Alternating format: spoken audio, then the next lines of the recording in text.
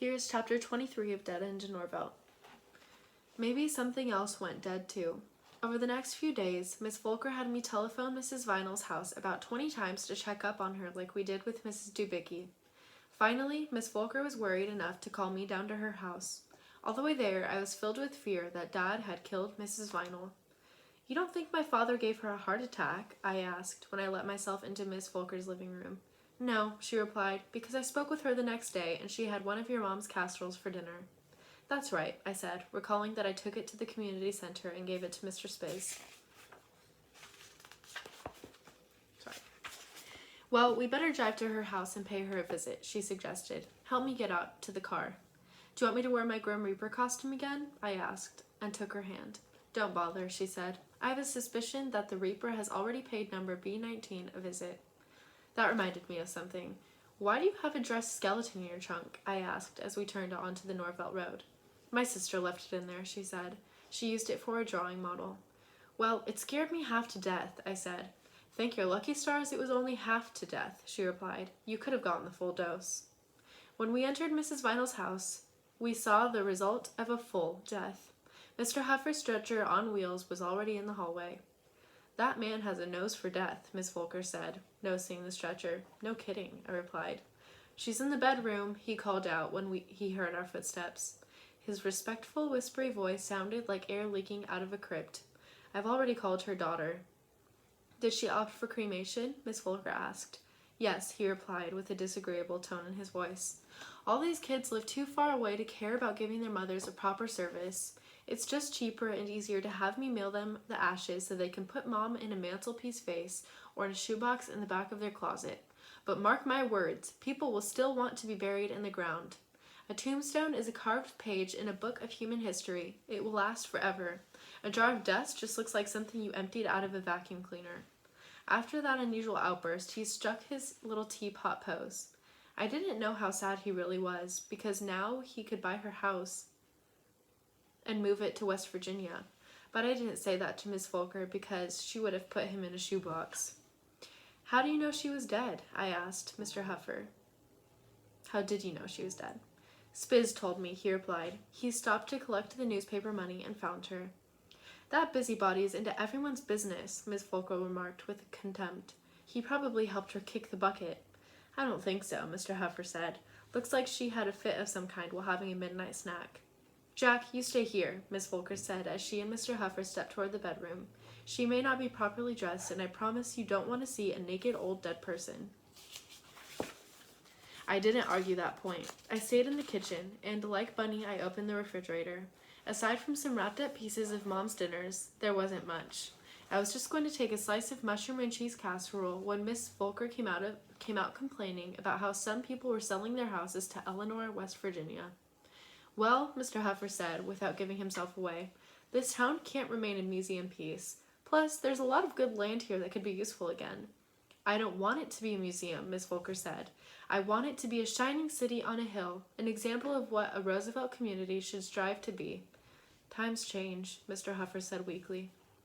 "Time has nothing to do with it," Miss Volker said strongly. "We have a choice.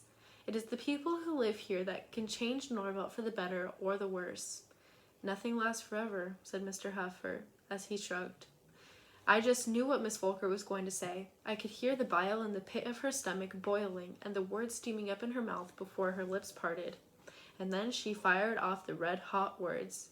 "History lasts forever," she snapped, "and will be judged by our history." "History may last forever," Mr. Huffer said in his humble, sad man voice. "We just won't." Miss Volker lifted her hands and put them around Mr. Huffer's neck.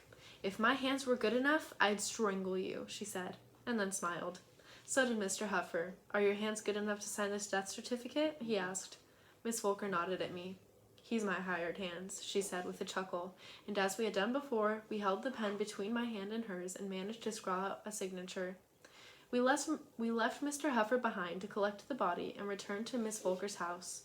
I took my place at the desk, and she began to breathe deeply and pace the living room and twist herself left and right all around like a slinky, and before long I was writing the obituary as quickly as I could. 17 years ago, Miss Volker joyously cried out as if she were addressing a theater audience. Mrs. Vinal had the best birthday party of the year.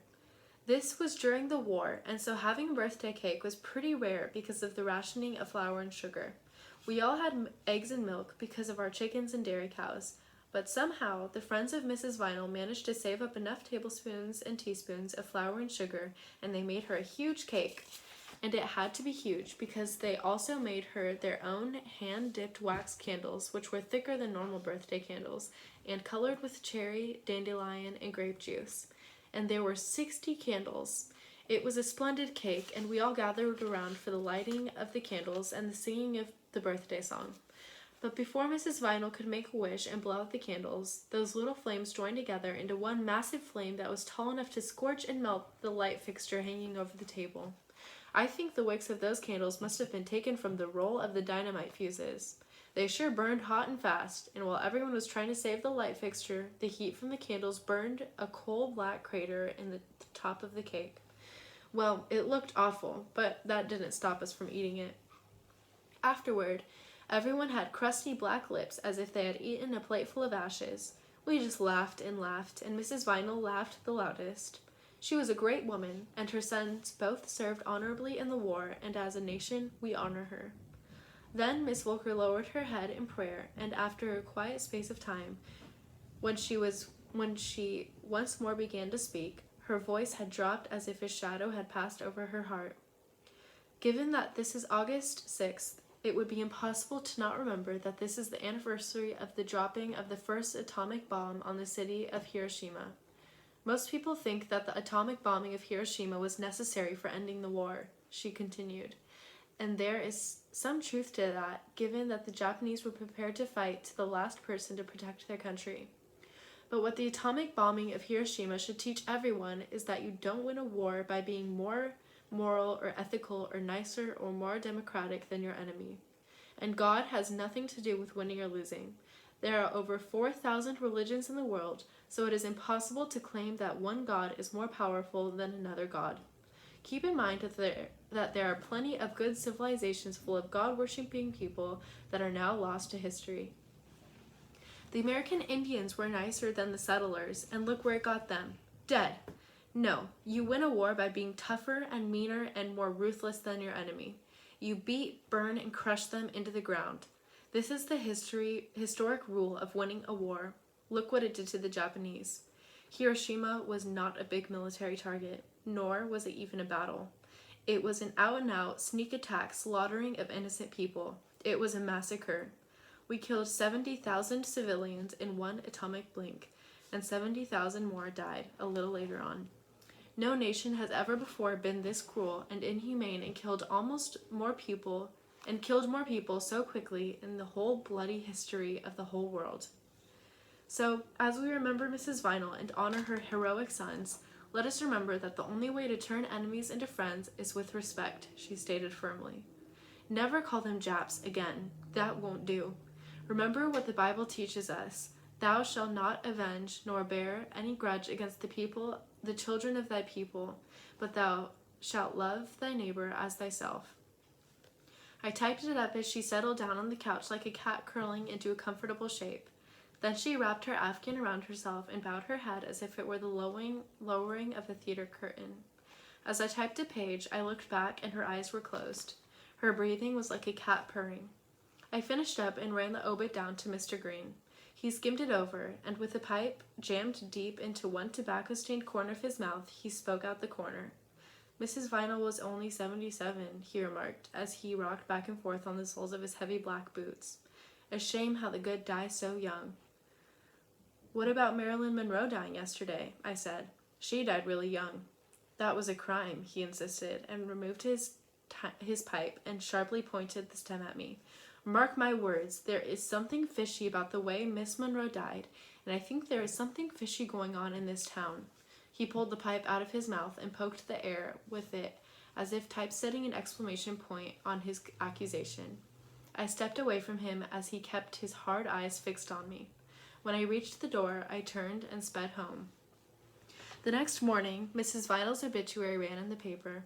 As Dad read it, I could read his face, and I knew that he was annoyed.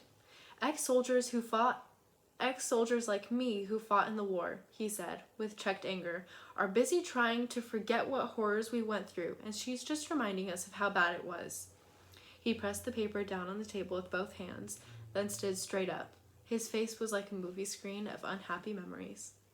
Maybe she thinks that remembering is a good thing, I suggested, because if you do something bad and forget about it, you might do the same bad thing again. But if you always remember it, then chances are you won't do the same bad thing twice. I suppose, he said, and cracked his knuckles out of habit. But believe me, nobody has forgotten Hiroshima. In fact, what we did to the Japanese is what we fear the Russians will do to us. See, he pointed to me. One war leads to another, and each just gets worse. Speaking of wars, he added, turning on me in the only way he could. You need to get back to work on that bomb shelter. Now that Ms. Volker has got us all worked up about the atomic bomb, we have to put our energy into surviving it. Why can't we just put our energy into not having any atomic bombs? I asked. Wouldn't that be a lot easier? It would be a lot easier if everyone just listened to me, he suggested, and jerked his thumb toward the door. Now go dig the shelter. But you said it's a fake shelter, I replied, so why bother? His voice jumped right back. Because now that I've been reminded of Hiroshima, I don't think the shelter should be fake. See, Miss Volker has changed my mind already. Her talk of history has me fearing for the future. I could tell that it would be a lot better if I just went outside and dug the shelter. Hey, Dad, I asked, can I borrow your transistor radio? I just got it, he moaned. It was expensive. Well, I could listen to the Pirates game, I said, while I dig. They don't play ball in the morning, he said. Nice try. Can I listen to the news? I asked. The battery is low, he said. I could run to the hardware store and buy a new one, I offered, with my allowance. That reminds me, he said. I have to move Mrs. Linga's house. The guy at the hardware store also works for Mr. Huffer, and he's going to help us. So can I use the radio? I asked, one last time. He gave in. Sure, he said reluctantly. But just turn it off when the commercials come on so you can save the battery. Okay, I said. Thanks. That's the end of chapter 23.